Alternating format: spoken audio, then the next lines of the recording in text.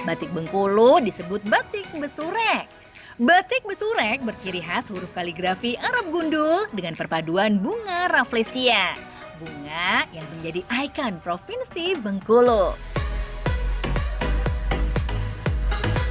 Batik besurek diambil dari bahasa Melayu dialek Bengkulu yang maknanya bersurat atau membuat tulisan. Batik besurek pertama kali diperkenalkan oleh para pedagang Arab dan India di abad ke-17. Sayang, pembuat batik besurek kini semakin langka. Makanya, pemerintah daerah kini menggalakkan penggunaan batik besurek di sekolah maupun di instansi-instansi agar batik besureknya tidak punah.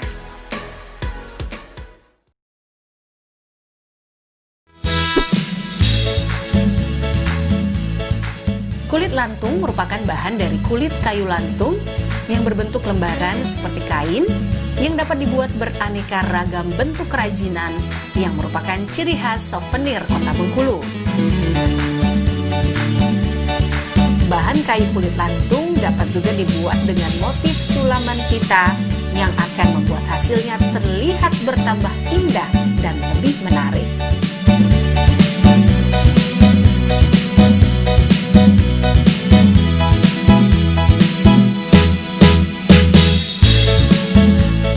Diperlukan sedikit ketekunan dan kerapian untuk menghasilkan sebuah hasil kerajinan agar terlihat lebih menarik bagi konsumen, seperti tas wanita, topi golf, topi koboi, bahkan tas dengan motif sulaman.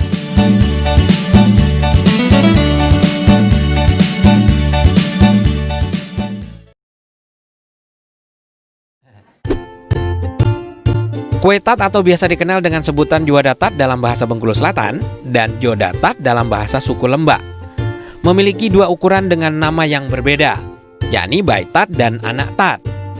Baitat dalam bahasa Bengkulu berarti ibu atau induk, dan tat berarti kue tart.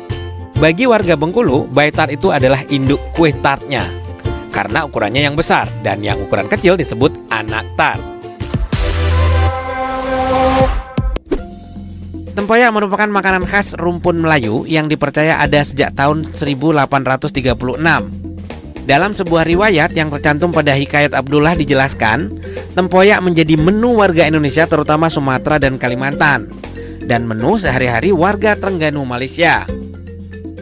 Proses membuat tempoyak dimulai dari memilih durian yang sudah sangat matang dan biasanya sudah mulai sedikit berair. Kemudian daging durian dipisahkan dari bijinya. Selanjutnya diberi sedikit garam dan ditambah cabai agar proses fermentasi lebih cepat dan disimpan dalam wadah tertutup selama beberapa hari. Di Kota Bengkulu, tak sulit menemukan tempoyak jika musim durian tiba, karena banyak dijual di pasar tradisional sebagai bumbu dapur masakan sehari-hari. Masih ada satu makanan lagi berbahan dasar ikan yang legendaris, namanya pendap. Konon, makanan ini merupakan salah satu menu favorit Presiden pertama kita, Insinyur Soekarno, saat beliau diasingkan oleh Belanda pada tahun 1938 sampai 1942 lalu. Pendap harus direbus selama 8 jam, dan ketika 4 jam pertama, pendap harus dibalik agar matang merata. Dan saya harus menunggu hingga malam nih, food lover, jika ingin mencicipi pendap. Akhirnya ya Mi ya, dari jam 9 ke jam 9, aduh 12 jam ternyata baru kita bisa makan ya. Tak sabar saya pengen mencicipi. Wah, ikannya jatuh.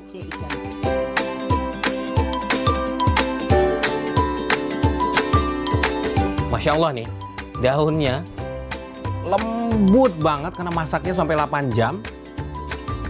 Dan bumbunya nih berasa banget ya. Jadi ada sedikit pedas, aroma bumbu-bumbu lainnya juga dapat ya. Ini mumtaz. Namanya nih